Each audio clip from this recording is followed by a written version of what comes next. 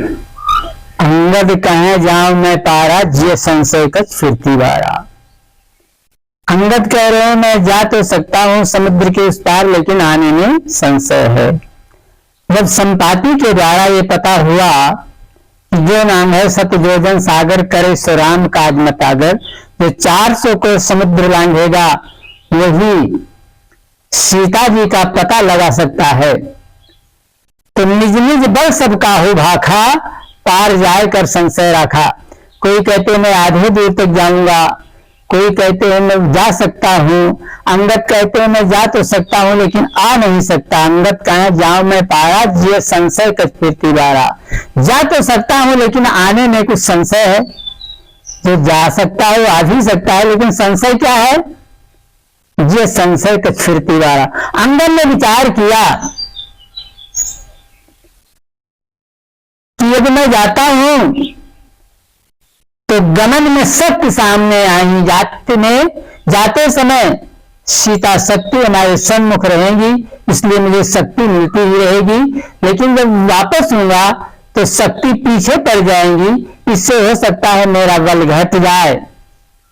ऐसा कुछ भक्तों का मत है कि गमन में सत्य सामने आही, यासे मार्ग में संशय नाही, लौटत सत्य पीठ दिखलाई, यासे तेज अवश्य घट जाई, या अंगद मन करे विचारा, जिय संशय किछ फिरती बारा।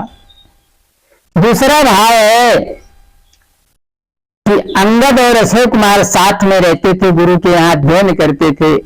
अंगद अक्षय को बहुत मारते थे, पटक देते थे। बार बार अक्षय जाकर के गुरु से कहते थे, गुरु जी बार बार समझाते थे, लेकिन अंगद मानते नहीं थे, बहुत पिटाई करते थे अक्षय का। एक दिन गुरु जी क्रोधित होकर के कहा, अंगद मैं श्राप देता हूं कि तुम आज से अच्छे से नहीं जीतोगे। अब जब दूसरे दिन फिर लड़ते हैं मारते हैं तो अच्छे से जीतते नहीं, अच्छा अंगद को ही पीटने लगता है। अब अंगद का बल समाप्त हो जाता है अक्षय के सामने, क्योंकि गुरुदेव का श्राप है। अंगद अक्षय साथ में रहते, अंगद अक्षय साथ में रहते, गुरु के गिर विद्या है पढ़ते, अंगद अक्षय को खूब सताते, बार बार गुरु हैं समझाते, तब गुरु श्राप दिए है कठोरा, अच्छ से ना जीते हो बरजोड़ा, तो अच्छ से मैं जाऊंगा हारा, इसलिए ये संशय कछ फिरती बारा। मैं यहां से जाऊं वहां अक्षय मुझे उठा करके पटक दे, बंदी बना ले, तो कैसे आ सकता हूं।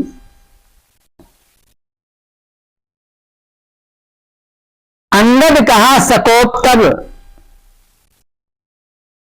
अंगद कहा सकोप तब, मुझे गुरु का श्राप, मुझे गुरु का श्राप है, इसलिए जा तो सकता हूं लेकिन आने में संशय है। अंगद कहे जाओ मैं पारा, ये संशय कछ फिरती बारा। अंगद कहे सकोप तप, अब जाओ मैं पार, मुंह सुरत गुरु श्राप की, इसलिए संशय फिरती बार। तीसरा भाव है कि अंगद ने विचार किया कि प्रभु मुद्रिका दीना हनुमान, उचित नहीं है हमको जाने। प्रभु ने मुद्रिका तो हनुमान जी को दिया, इसलिए प्रभु का आदेश हनुमान जी के लिए है। मुझको समझते कि अंगद इस योग्य है तो अवश्य मुझे अंगूठी देते, शरण में रहूंगा तो कभी न कभी हमें भी सेवा का अवसर प्रभु देंगे। ऐसा अंगद विचार कर रहे हैं कि प्रभु मुद्रिका दीना हनुमान, उचित नहीं है हमको जाने, जो मुझको जनते यही लायक, तो मुनरी देते सुरनायक। शरण में रहूंगा तो कबो कृपा करी है करतारा, कभी न कभी अवश्य प्रभु करेंगे कृपा, ये संशय कुछ फिरती बारा। शरण में रहूंगा तो अवश्य कृपा करेंगे, कोई न कोई सेवा का कार्य देंगे। एक भाव और है कि कहीं मंदोदरी ने कहा कि तू मेरा बेटा है, मंदोदरी कहे तुम सुत मेरे, कैसे तुम सेवक प्रभु तेरे। क्योंकि माता का स्थान सबसे बड़ा होता है। कौशल्या माता ने कहा, जो केवल पिता आयस पाता तो जंजाल जान बर माता। मंदोदरी कहे, तुम सुत मेरे, कैसे तुम सेवक प्रभु तेरे। मर्यादा जग तेरे मिटे है, कैसे हमें त्याग के जिए। पंच कन्या मंदोदर तारा, इसलिए जिय संशय कछ फिरती बारा। सब तो अपना बल भागते हैं, निज निज बल सब काहू भाखा, तार जाए कर संशय रखा। लेकिन हनुमान जी कुछ नहीं बोल रहे हैं। जानवंत कहता, जानवंत का सुन हनुमाना, का चुप साध रहे हो बलवाना। हनुमान तुम्ही से कह रहा हूं, तुम क्यों नहीं बोलते। हनुमान जी कुछ नहीं बोलते हैं। क्यों? ये तो कभी चुप रहने वाले नहीं थे, आज चुप क्यों हैं? कारण ये है कि जब गुफा में तपस्विनी ने आज्ञा दिया, विवर तपस्विन आज्ञा दीना, आज्ञा दिया कि सब नेत्र बंद कर लो। नेत्र बंद कर लिया और जब नेत्र खोलते हैं तो देखा समुद्र के तट पर पहुंचे हुए हैं।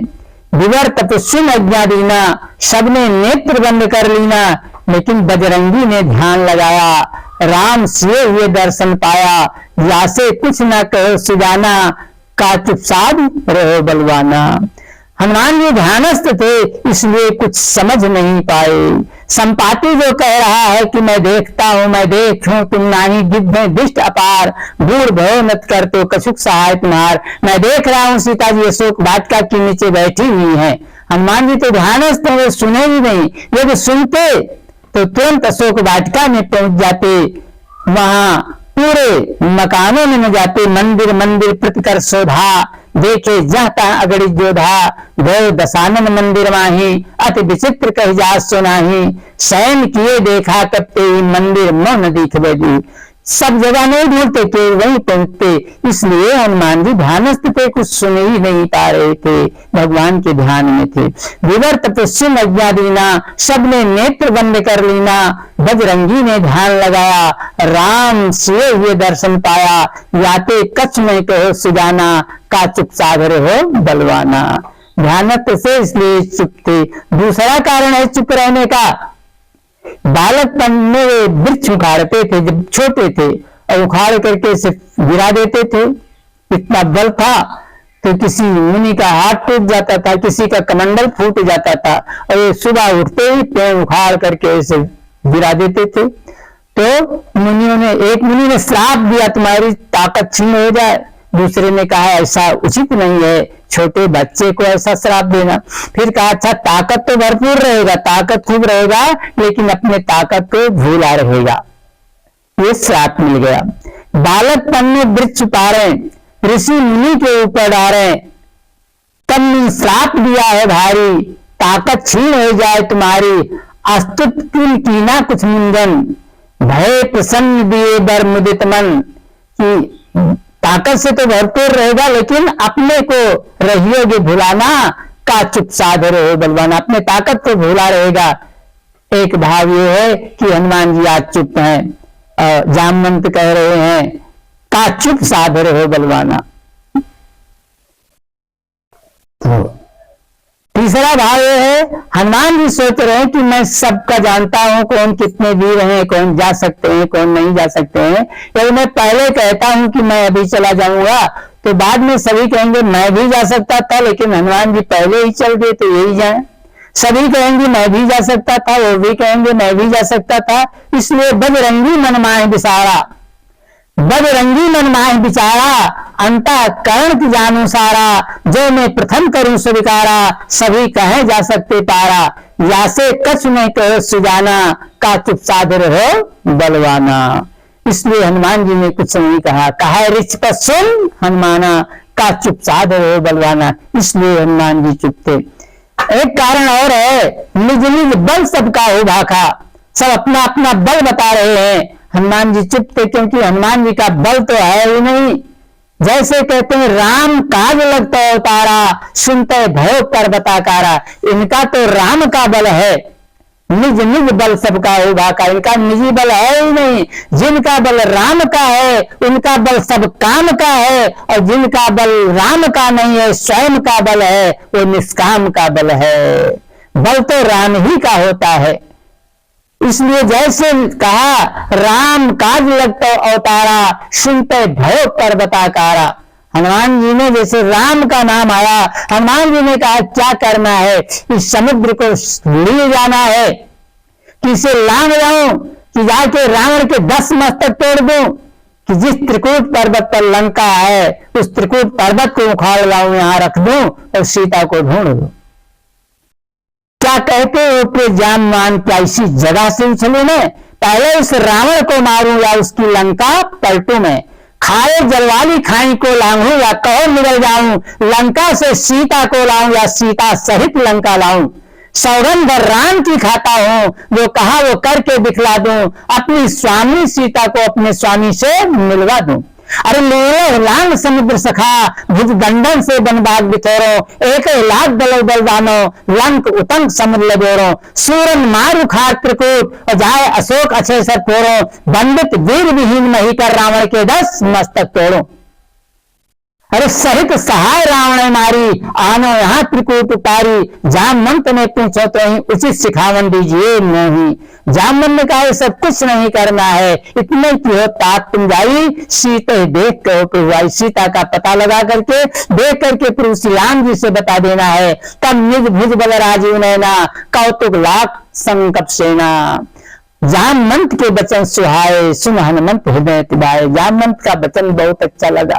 तो हनुमान जी की कथा की क्या विशेषता है, देखिए एक होता है विपत्ति, एक होता है आपत्ति।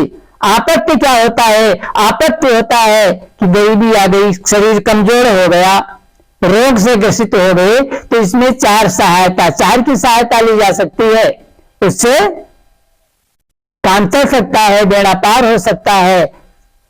आपत्ति काल परखिए चारी, धीरज धर्म मित्र और नारी। गरीबी आ गई तो ऐसा तो नहीं चोरी करने लगो, कुछ नहीं हो गया, मित्र के यहाँ गए, मित्र ने कहा जो मैं देता हूँ 10-5 हजार ले जाओ, अपना काम चलाओ, बिजनेस करो, उसके बाद में होगा मुझे दे देना। मित्र की परीक्षा लो नहीं, मित्र कहेगा हमारे पास तो कुछ है नहीं, कल आ जाते तो दे देता, मैंने परसों तो दूसरे को दे दिया। स्त्री की परीक्षा लेना चाहिए, धीरज धर्म मित्र और नारी, आपातकाल पर खेचारी। विपत्ति क्या है, बीमार हुए, अस्पताल तक नहीं पहुंचे, रास्ते में ही प्राण निकल गया, कहेंगे हार्ट अटैक हो गया। आप जा रहे हैं, कहीं एक्सीडेंट हो गया, तुरंत मर गए। यदि विपत्ति विनाशनी कथा की है, हनुमान जी की और राम की कृपा हुई तो एक्सीडेंट हुए, बगल गिरे, बीमार हुए, पहुंचते हैं अस्पताल में और डॉक्टर के समझ में आया, दवा लगी, ठीक होकर के आ गए। तो ये किसकी विशेषता है, राम की भी विशेषता है। दंड विपत्ति भव फंड विभंजय, हृदय राम काम मत गंजय। हनुमान जी के कथा की क्या विशेषता है कि विपत्ति विनाशनी, जो हनुमान जी का भक्त होता है उसके किनारे विपत्ति कभी आ ही नहीं सकती।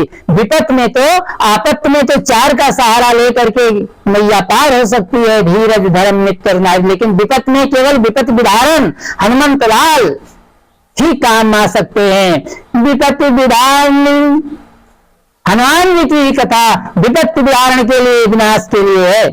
विपत्ति विनाशनी विकासनी सुकर्म की, धर्म की शुभोमन विशद विचार की, और शांत सुखदायनी विधायनी सुकर्म की, धर्म की शुभोमन विशद विचार की। कि पाप मर्दनी तो जब सीधन रमेश पद, प्रेम बरधनी है नाव बूढ़े मझधार की, मोह गंजनी है मोहित भंजनी है, गुणगाथा मनरंजनी है अंजनी कुमार की।